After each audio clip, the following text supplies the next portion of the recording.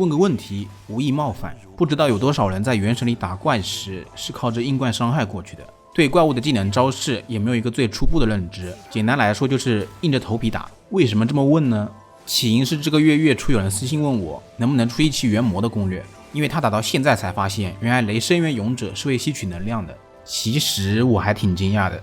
不过仔细回想一下，这样的情况确实好像也不算少。很多人可能角色练度确实很高，但打起怪来还是会觉得很难，这就是因为对敌人的了解不够。老话说得好，知己知彼，百战不殆。了解敌人也是很重要的一环，它能帮助我们更加轻松地游玩这款游戏。实在不行，我们也可以联机摇人。说到联机，即使身处海外也能畅玩国服，联机毫无压力，不论是电脑、手机还是 Switch 这些主机，悠悠加速器全平台通用，能一键加速全球游戏，功能非常强大。我自己也是体验使用过，效果真的很不错。而且悠悠加速器也是开启了全球会员拼车活动，这里呢简单给大家介绍一下这个活动。我们每个人都可以创建或者加入其他一个车队，并且首次充值全球会员的朋友，在此次活动期间所充金额将在车队中以 1.5 倍记录。比如充值100美元就会为车队增加150美元，当车队累计充值金额达到一定档位时，便可以获得额外奖励。这里有个十分划算的购买方式推荐给大家，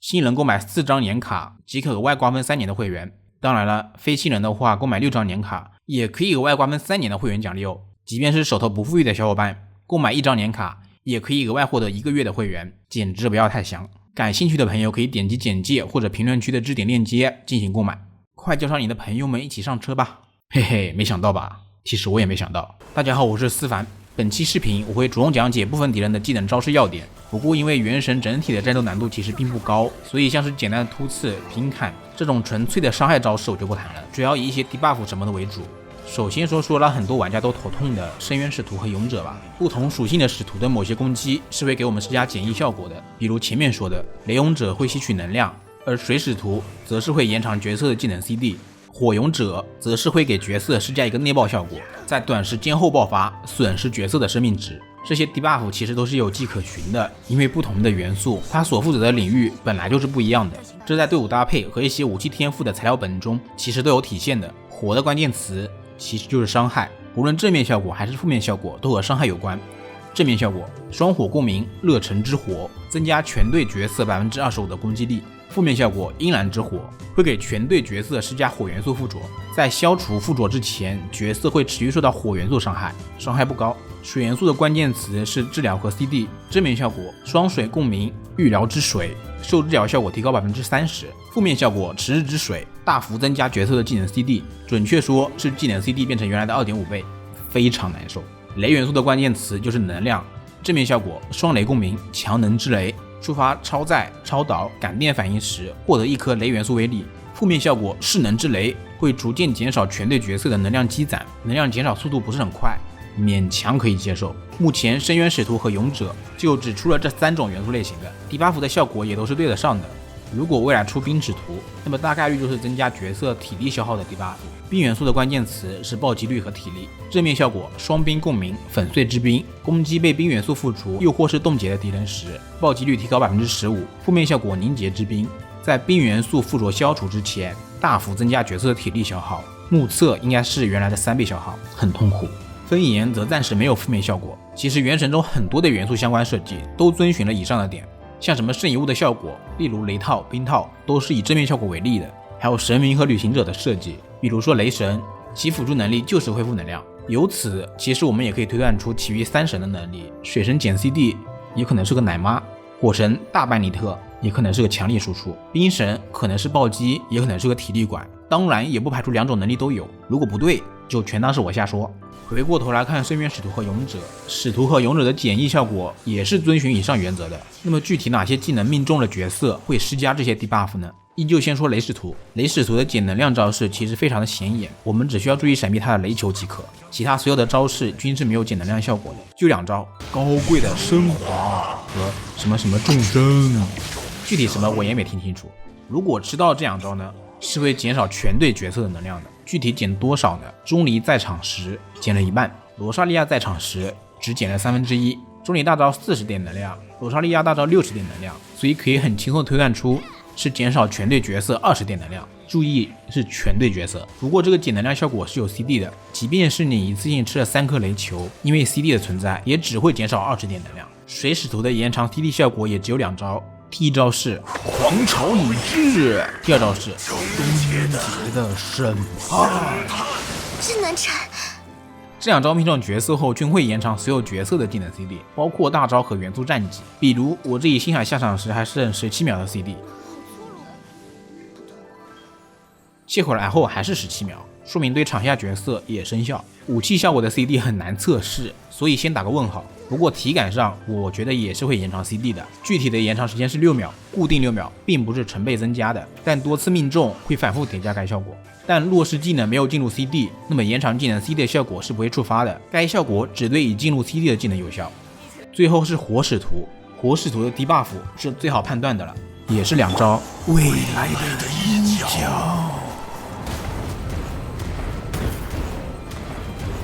和炽烈的真言，只要注意不被脚下的火拳命中即可，其他的技能你随便吃。若是被地面的火拳命中，则会给全队角色都上一个 debuff， 然后在2秒之后减少1/4的生命值。切人也没用，因为是全队都生效的。后台角色在达到某个最小生命值之后，就不会再减少血量了，但前台角色是会被烧死的。问题来了，我们应该如何应对呢？最简单的办法就是带一个盾，盾可以完全免疫以上所有的 debuff。岩石的重量令人安心，没有盾的话就只能是注意自己的走位了。这些技能的前摇和招式还是比较明显的，而且放之前还都会很中二的喊一下招式名字。实战中只要注意的话，应该还是比较容易躲避的吧。最后简单说一说开盾之后的使徒应该如何破盾吧。首先一定要选对克制元素，比如水克火，那么破火勇者就得用水元素。火勇者招出来的花我们最好破掉，花被破盾后会给火勇者一个大硬直以及大段盾量的消失，是很赚的。雷盾用火和冰都可以较快破除，看你自己的选择，个人会更推荐用冰破。水盾是最难破的盾，只有冰元素的破盾效率高一些，而且冰元素也可以冻结敌人，最推荐。至于用什么角色，那就得看你们自己的 box 了。元素附着频率高的优先，如果碰到了3使徒共存的情况呢，推荐那个分元素角色，利用扩散的特性来破盾，可以很明显看得出来效果还是很不错的。除了分元素呢，我还建议队伍里以冰系为主，因为往往最后剩下来的是水盾，而且冰系的破盾能力也是天然占有优势的。最后的最后，既然都提到了池之水这些场地效果，那我也说一说应对方法好了。首先最简单的一览是带盾，如果你这么想的话，那就大错特错了。盾并不能免疫场地效果带来的 debuff， 池之之水、阴燃之火、凝结之冰、势能之雷中，只有阴燃之火是可以通过盾牌来抵消的。原因大概率是因为只有阴燃之火的效果是伤害类型的，所以盾牌可以抵挡。其他的3种效果，我们只能通过给自己上元素来消除掉场地效果的元素附着。比如说秦的大招和班尼特大招的领域，一个会扩散掉元素，一个会给自己上火元素。芭芭拉的水环因为水附着频率太慢，只能消除掉阴燃之火的火元素附着，其余3种均消除不掉。问题来了，为什么消除掉场地效果的元素附着就可以消除掉角色身上的减益效果呢？既然如此，使徒的减益效果是否也可以这么应对呢？首先场地 buff 是有持续性的，而它的原理就是通过元素附着来给角色施加 debuff， 所以我们可以通过消除元素附着来消除 debuff。第二，虽然我们可以消除 debuff， 但已生效的效果是不会消失的，比如说技能 CD 的延长，即便消除了 debuff 也不会恢复，能量没了也不会再给你补回来，体力没了不会恢复，血量没了不会恢复。第三，使徒的 debuff 都是及时生效的，所以我们是不能通过这种手段来应对的。当然了，场地效果是会周期性的给角色施加 debuff 的，所以实际上消除元素附着的这种做法也仅仅是能解除一时的燃眉之急，关键是要选择好释放的时机，不然对队伍的帮助其实也不大。那么说完了使徒，我们再来谈谈效果相近的深海龙息。龙息有2种元素形态，冰和雷，这2种形态的龙息所拥有的能力是一致的，它们俩均可以减少角色的能量。这时候你们可能就会来问我了，你不是说只有雷元素才能吸取能量吗？怎么这冰龙息也会啊？你是不是在胡扯？按理来说，冰元素确实是没有减少能量这一设定的。我的猜测是，2只龙息通过连接共享了能力，所以冰龙息也获得了能量吸取的能力。至于是不是这样，我随便说的，我也不知道。同样还是指出关键技能，我们对付这2只龙息时，只要注意不被能量球命中即可，其他的技能可以随便吃。这2只龙息的能量球会减少当前场上角色30点的能量。直接场上角色生效，后台角色不生效。这里我又拉买能量，同时制造了2个球，减少了3/4的能量左右。钟离1颗球少了3/4左右，星海2颗球能量将近见底，但还留有一点。又拉80点能量，钟离40点能量，星海70点能量，所以推算得出来1颗能量球是减少30点能量，而且该能量球是无视护盾的，减能量的效果我们即便套了盾也还是得吃，所以并没有很好的应对方法。而且若是能量不足30点的话，我们就会受到超出部分的伤害，即使套了盾也是一样，伤害该吃还是得吃。我的建议是组队以元素战绩为输出核心的角色为主，像是萧公、灵人、胡桃、甘雨这些不怎么依赖大招的角色，打起来会更轻松一些。龙系吐能量球的频率并不低，依赖大招的角色很难发挥。想玩还是得在实战中多注意观察走位，尽量不要给能量球打到。当然伤害足够高的话，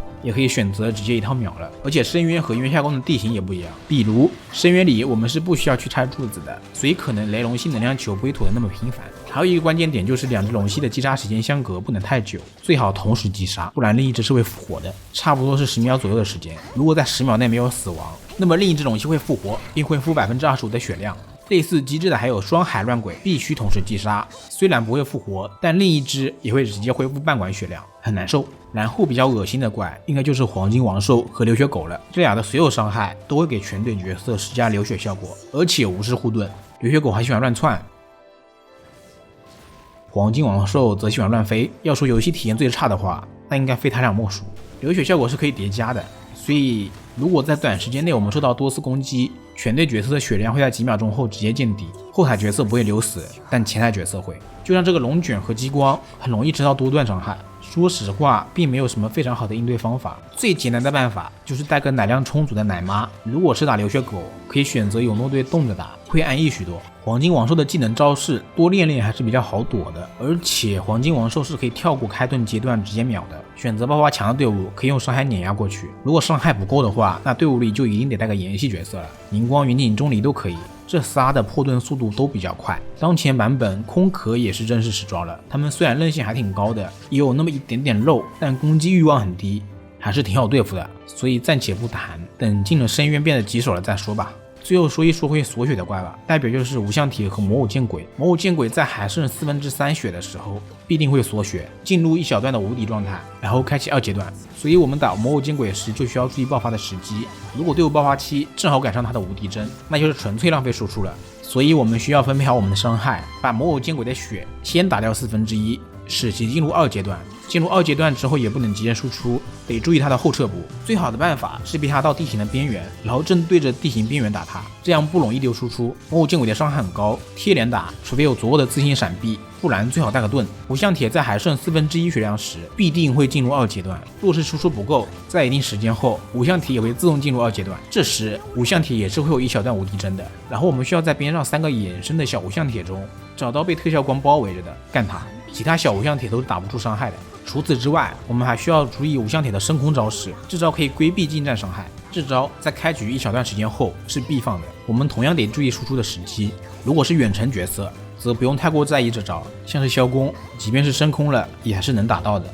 那么以上就是我想说的部分敌人的要点了，像是一些小怪什么的我都没有谈，因为我个人觉得还都比较简单。如果有问题的话可以在评论区问，应该会有热心观众帮忙解答的，也可以直接私信问我，只要是我答得上来的问题。那么以上就是本期视频的全部内容了，如果有帮助到你，还请点赞投币3连支持一下 UP 主，点赞越多更新越快。我是思凡，我们下期再见。